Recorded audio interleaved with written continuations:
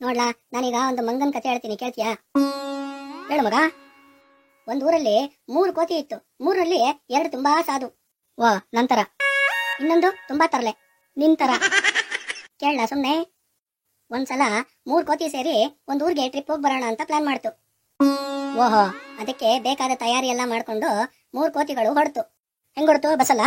ನಿನ್ ಮಕ್ಕೆ ಬಸ್ ಒಳಗ್ ಕುತ್ಕೊಂಡ್ರೆ ಟಿಕೆಟ್ ತಗೋಬೇಕಾಗತ್ತೆ ಅಂತ ಬಸ್ ಮೇಲ್ ಕುತ್ಕೊಂಡೋಯ್ತು ಕಣ್ಣ. ಎಷ್ಟೇ ಆದ್ರೂ ಮಂಗಲ್ವಾ, ಬುದ್ಧಿ ಜಾಸ್ತಿ. ನಿನ್ ತರ ಸರಿ ಅಂತ ಅದ್ ಅನ್ಕೊಂಡಿದ್ ಊರ್ಗ್ ಹೋಯ್ತು.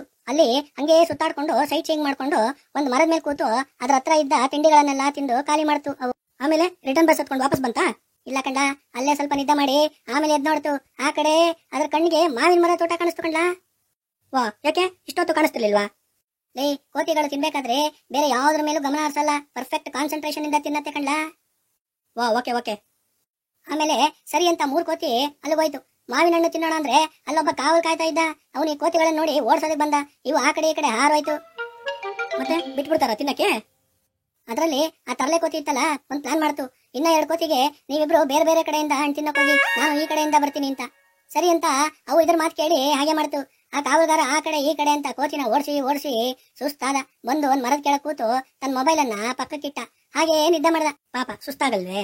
ಇದೇ ಸಮಯ ಕಾದಿದ್ದ ತರಲೆ ಕೋತಿ ಮೆಲ್ಲಗೆ ಮರ ಎಳ್ದು ಬಂದು ಇವನು ಮೊಬೈಲ್ ತಗೊಂಡು ಮರದ ಮೇಲೆ ಹೋಯ್ತು. ಸ್ವಲ್ಪ ಹೊತ್ತಾದ್ಮೇಲೆ ಆ ಮೊಬೈಲ್ ರಿಂಗ್ ಆಯ್ತು. ಸೌಂಡ್ಗೆ ಇವನು ಎಚ್ಚರಿಕೆ ಆದ. ಆಗ ನೋಡಿದ್ರೆ ಕೋತಿ ಕೈಯಲ್ಲಿ ಮೊಬೈಲ್ ಇತ್ತು ಕಣ್ಲಾ. ಅದು ಆ ರಿಂಗ್ ಟೋನ್ ಎಂಜಾಯ್ ಮಾಡ್ತಿತ್ತು. ಓ ಹೌದಾ ಮಗ? ಇವನು ಗಾಬರಿಯಿಂದ ಕೋತಿಗೆ ಮೊಬೈಲ್ ಕೊಡು ಅಂದ. ಅದು ಬರ್ರಂತು. ಸರಿ, ಏನ್ ಮಾಡೋದು ಅಂತ ಅವ್ನ್ ಬುಟ್ಟಿಲಿದ್ದ ಮಾವಿನ ಹಣ್ಣನ್ನ ಒಂದು ಮೇಲೆಸ್ದ. ಆದ್ರೂ ಅದು ಕೊಡ್ಲಿಲ್ಲ. ಸರಿ ಅಂತ ಇನ್ನೊಂದೆಸ್ದ. ಅದು ನೋಡ್ಕೋತು, ಆಗ್ಲೂ ಕೊಡ್ಲಿಲ್ಲ. ವಾ, ಇದು ಯಾಕೋ ತರಲೆ ಮಾಡ್ತಿದೆ, ಏನ್ ಮಾಡೋದು ಅಂತ ಯೋಚಿಸಿ ಸರಿ ಇನ್ನೊಂದೆಸ್ತು ನೋಡೇ ಬಿಡೋಣ ಅಂತ ಇನ್ನೊಂದೆಸ್ದ. ಕೂಡ್ಲೆ ಅದು ಫೋನ್ ವಾಪಸ್ ಮೇಲಿಂದ ಇವನು ಸಿಗೋ ಹಾಗೆ ಎಸಿತು. ಮಿಕ್ಕ 2 ಕೋತಿ ಇದ್ರ ಜೊತೆ ಬಂತು. ಆಗ ಇವ್ನಿಗೆ ಅರ್ಥ ಆಯ್ತು, 3 ಮಾವಿನ ಹಣ್ಣಿಗೆ ಯಾಕೆ ಮೊಬೈಲ್ ವಾಪಸ್ ಕೊಡ್ತು ಅಂತ ಹೇಳಿ ಆ ಕೋತಿಗೆ ಒಂದು ನಮಸ್ಕಾರ ಮಾಡಿ ಹೋದ. ಗೊತ್ತಾ? ವಾ, ಚೆನ್ನಾಗಿದೆ ಮಗ ಕೋತಿ ಕತೆ. ಅದಕ್ಕೆ ಮಗ ನಾನು ಹೇಳೋದು, ತರಲೆ ಮಾಡೋರ್ಗು ತಲೆ ಇರ್ತದೆ ಅಂತ.